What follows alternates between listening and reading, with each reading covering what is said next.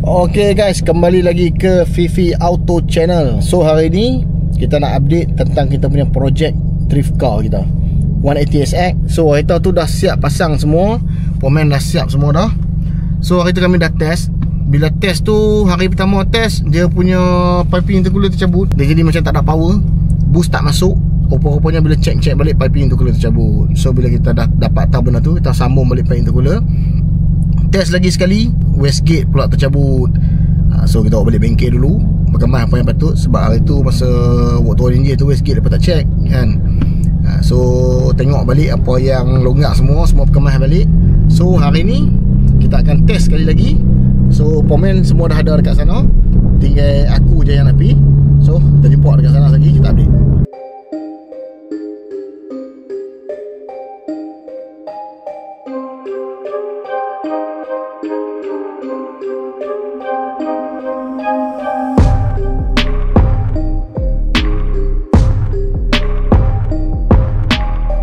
Okay, so kita dah sampai sini.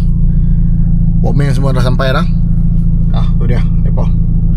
Jom kita pergi tengok, test tengok kereta ni macam mana, okey ke tak okey semua.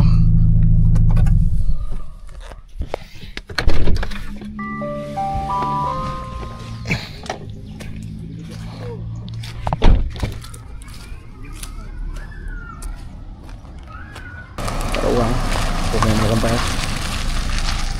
Mana kereta dia?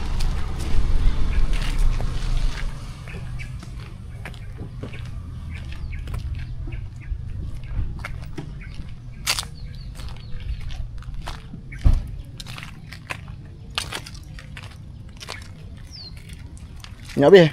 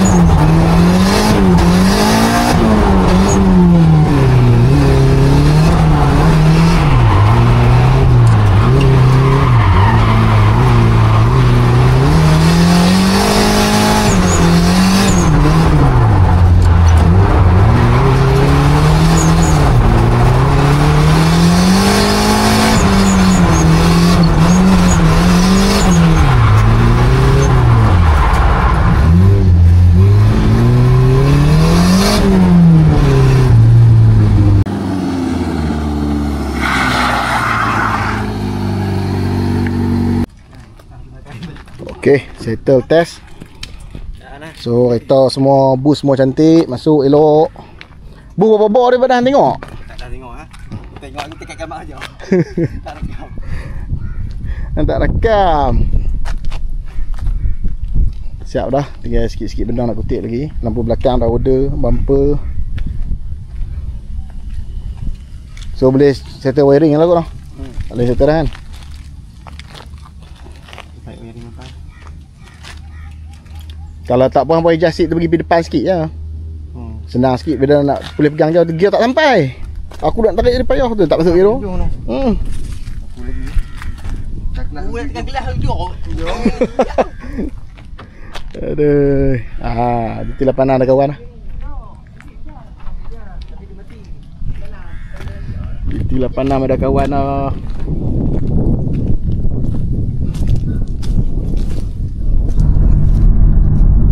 Okay guys, so kita dah test dah kereta.